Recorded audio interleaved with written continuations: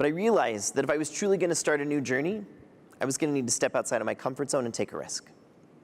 So in March of 2008, I went to Kenya.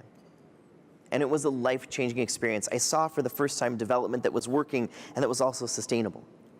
The moment that changed everything for me is when we arrived at one of the new Free the Children schools, and all these kids came running out, and we sat in the grass, and they asked me every question under the sun to get to know me. After I told them my entire story, a young girl raised her hand. She looked at me, and in Swahili she said, "Sukuja hiyo kitu, ingafanyika wazungu pia."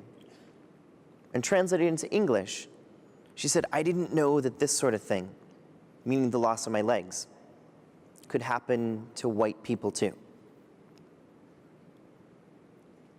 And that one phrase changed my entire journey.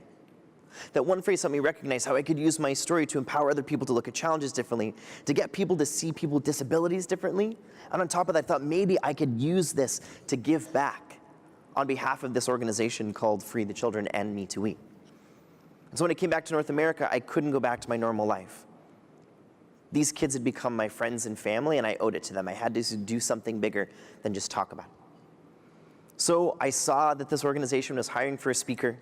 I flew out to Toronto for an interview. A few months later, packed up my entire life and moved to Canada to be an ambassador for social change, to inspire people to make the world a better place on whatever they care about.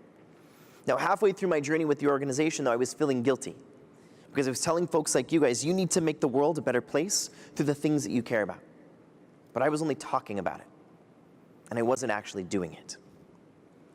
So a few years ago, with my two best friends, we came up with this idea to climb Mount Kilimanjaro, the largest mountain in Africa.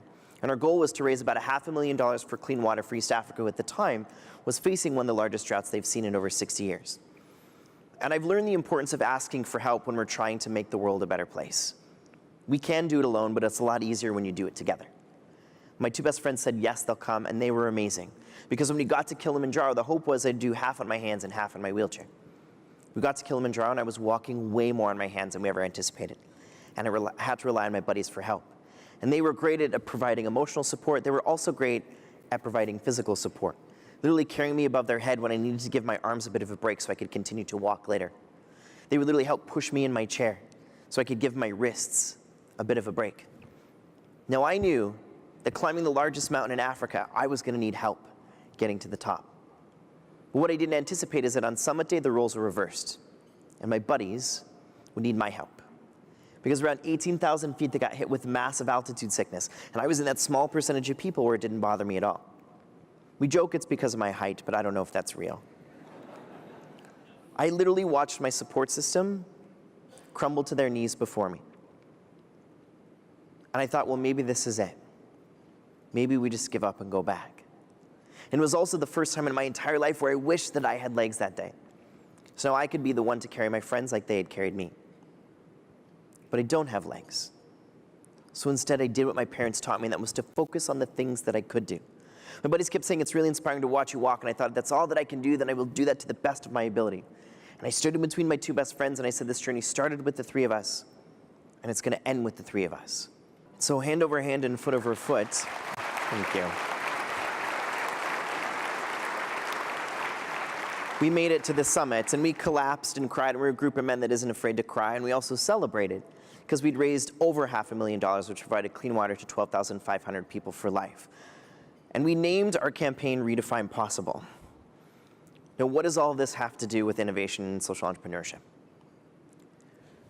The world is in a place right now that needs our help. And I wanted to use myself as an example that we all have the ability and the responsibility to lend a helping hand to someone who needs it. And let me be very clear, we can all change the world on our own. But it's a lot easier and a lot more fun to do it with people that will support you. The thing about Kilimanjaro is I never would have made it to the top had I not asked for help. And my buddies would have never made it to the top had I not offered that help. We have to work very hard. And sometimes it seems like that mountain is too high or too hard to climb. That isn't the case.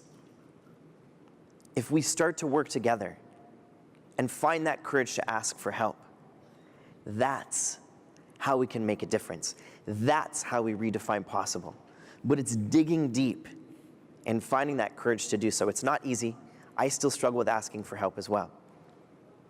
But it's when we do that we truly can redefine what's possible for ourselves and for others. So use this time, the next 2 days, to be proud of what you did by creating that path towards a better world and tackling that mountain. But also use this time to network and to talk to those other people and to ask for help on some of the things that you might be struggling with.